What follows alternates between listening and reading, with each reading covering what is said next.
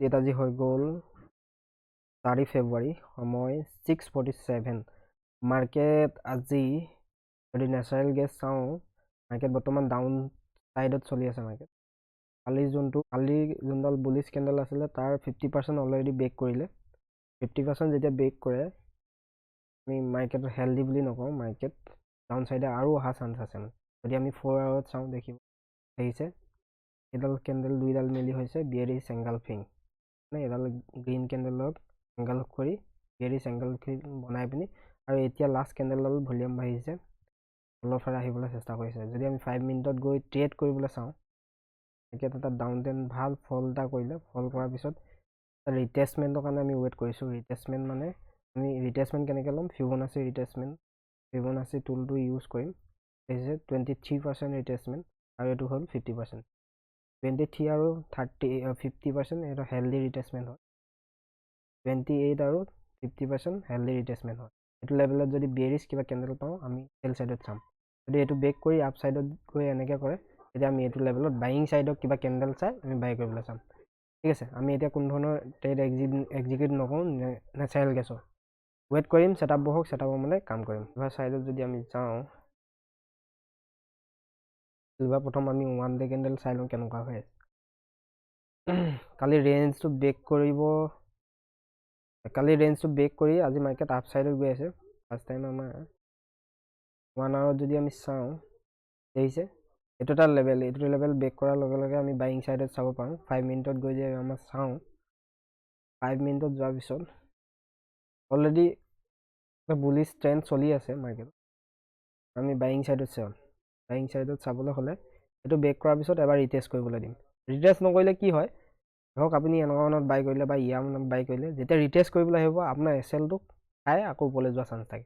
ওপৰলৈ যাব পাৰে মাৰ্কেট, কিন্তু আপোনাৰ এছএলটো কাটি আকৌ ওপৰলৈ যাব। সেইটো কাৰণে আমি ৰিটেষ্ট কৰিবলৈ ৱেইট কৰিম। মানে এইটো হ'ল কণ্টিনিউৱেশ্যন পেটাৰ্ণ। আৰু যেতিয়া ট্ৰেণ্ড ৰিভাৰ্চেল, ধৰক এইভাগে আপ ট্ৰেণ্ড গৈ আছে, এইডোখৰত হোল্ড কৰি এনেকুৱা কৰাৰ পিছত এইটো ব্ৰেক কৰিলে আমি, এইটো হ'ল ৰিভাৰ্চেল পেটাৰ্ণত আমি লৈ ল'লোঁ নেচাৰেল গেছৰ বাইং ছাইডত গৈছোঁ আমি। বাইং ছাইড যোৱাৰ কাৰণটো মই দেখাই আছোঁ। ডব্লিউ পেটাৰ্ণ বনিছে, এইফালৰ পৰা এইটো ডাউন ছাইডৰ পৰা আপ ছাইড এটা গ'ল। যোৱাৰ পিছত আমি ৱেইট কৰিলোঁ যে আমি এইটো লেভেলত পালে চেল কৰিম বুলি কৈছিলোঁ ফাৰ্ষ্ট টাইম। চাইছোঁ কোনটো লেভেলত আমি চেল কৰিম বুলি কৈছিলোঁ। এইডোখৰত যদি বিয়েৰিছ কিবা পেটাৰ্ণ পাওঁ, আমি চেল কৰিম বুলি কৈছিলোঁ। এইখনত কিন্তু কোনো ধৰণৰ বিয়েৰিছ পেটাৰ্ণ নাপালোঁ। এইডোখৰত এডাল বিয়েৰিছ কেণ্ডেল বনিছিলে যদি ভলিউম ল' ভলিউম, সেইটো কাৰণে আমি চেল নকৰিলোঁ, ৱেইট কৰিলোঁ। ৱেইট কৰাৰ পিছত দেখিছে এইডোখৰত বিগ ভলিউম বাইং কেণ্ডেল বনিছে, কিন্তু আমি আৰু অলপ তলত ট্ৰেডটো ল'ব পাৰিলোহেঁতেন, কিন্তু অলপ আগতীয়াকৈ ট্ৰেডটো লৈ লোৱাৰ কাৰণে বৰ্তমান ওপৰত হৈ গ'ল। আমি আৰু 10 পইণ্ট 15 পইণ্ট তলত ট্ৰেডটো ল'ব পাৰিলোহেঁতেন। একো নাই, আমি এছএল ধুনীয়া লগাইছোঁ, প্ৰপাৰ এছএল এইডোখৰত লগাইছোঁ। লছ হ'লে আমাৰ 700 মান টকা লছ হ'ব, আৰু প্ৰফিট হ'লে আমি এইটো লেভেললৈকে চাম চেষ্টা কৰি। কাৰণ কেলৈ অলৰেডি মাৰ্কেট তলত ডাউন ছাইডত চলি আছে, অলপ বাউন্স কৰিব লাগে, মানে প্ৰফিট বুকিং আহিব লাগে। প্ৰফিট বুকিং অহালৈকে আমাৰ প্ৰফিট অলৰেডি হৈ যাব ধুনীয়াকৈ। এতিয়া পজিটিভতে আছে 150, এতিয়া মাইনাছলৈ আহিলে নাই, ৱেইট কৰিম আমি।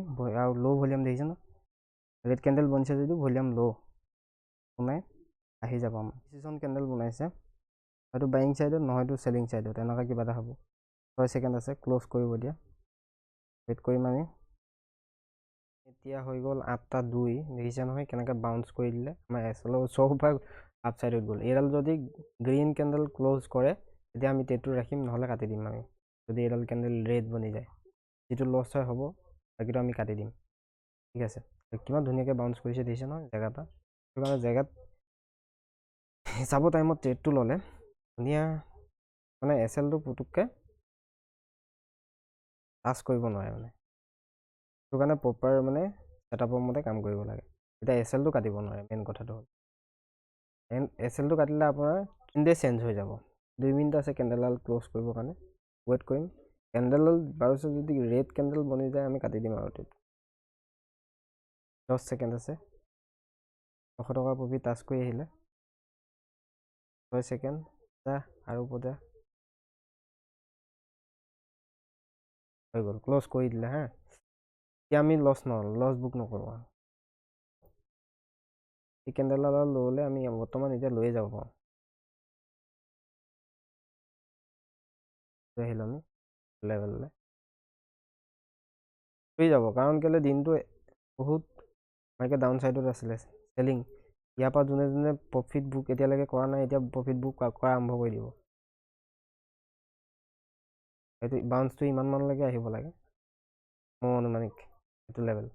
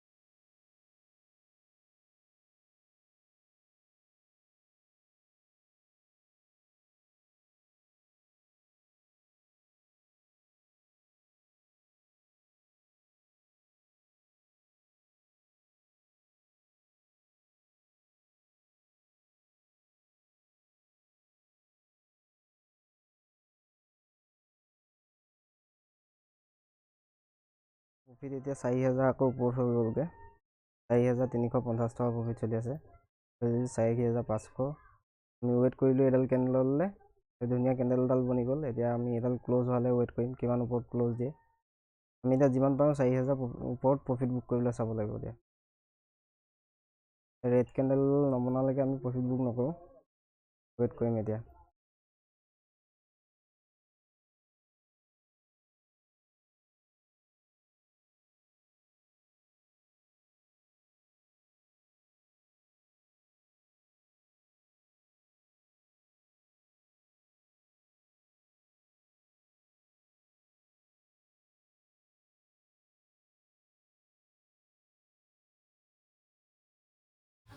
প্ৰফিট বুক কৰিলোঁ আমি 5,700 টকা প্ৰফিট হ'ল। Thank you guys.